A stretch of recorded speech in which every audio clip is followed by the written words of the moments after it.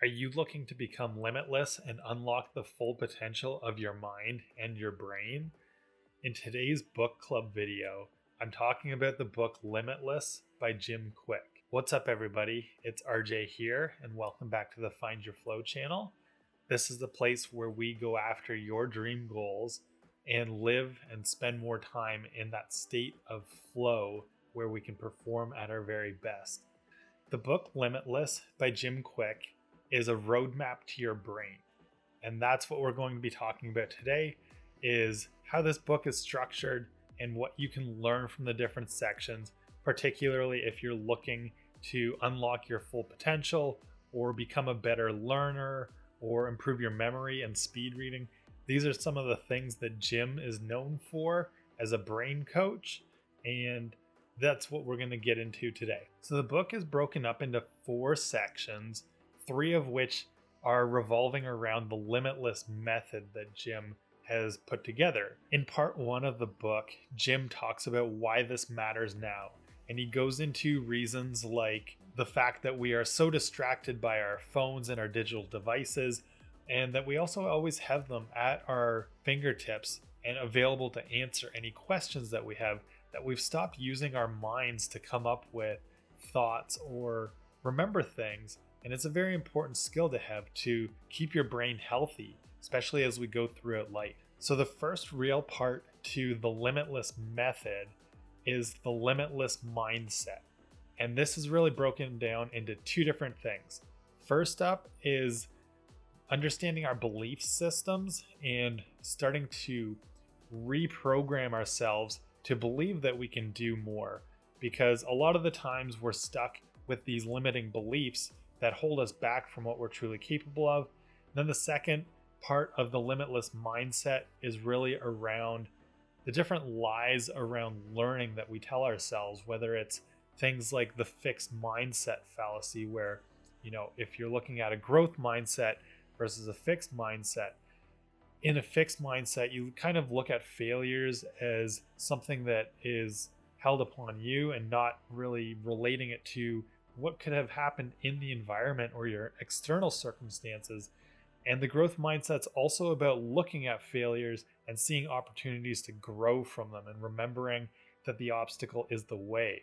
Among the other lies of learning that Jim demystifies for us, he talks about how genius isn't born, but it's actually through effort we find the type of genius that is inherent to us.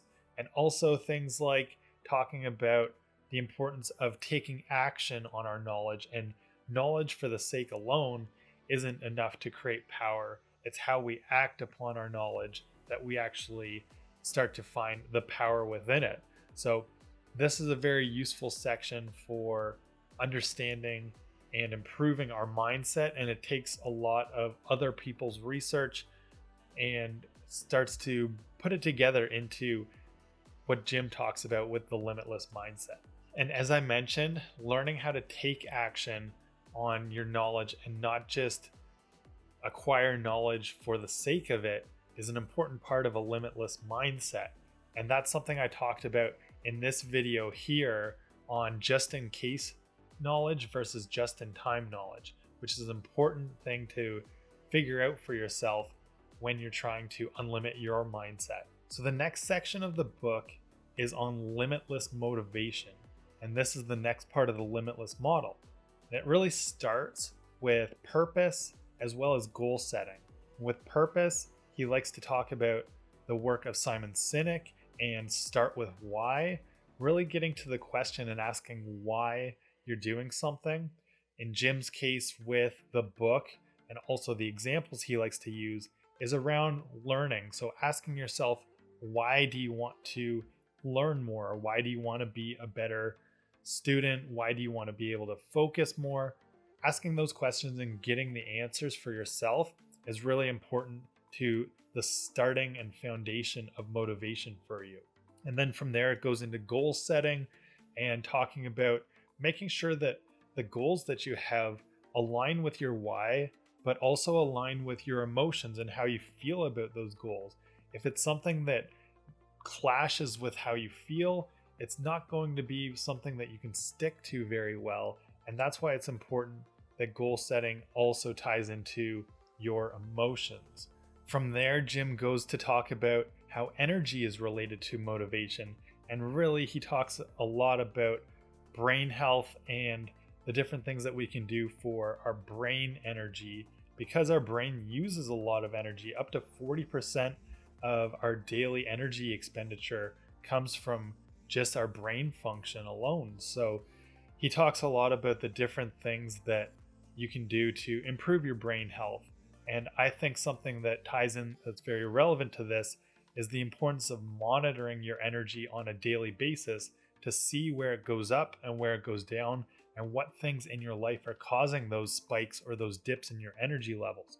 And that's something that I talked about here in this podcast that I'll link to from the FlowCast, so that you can start keeping a track of what your energy looks like, because it's important to monitor your energy to know how to improve it. And then the next component of limitless motivation is around habits, so that you're not always using your willpower and discipline to get things done, whether it is your studying or learning that you want to schedule in on a regular routine. After a little bit of time, it starts to become more instinctual as it becomes a regular habit of yours, rather than just something that you are trying to grind through doing.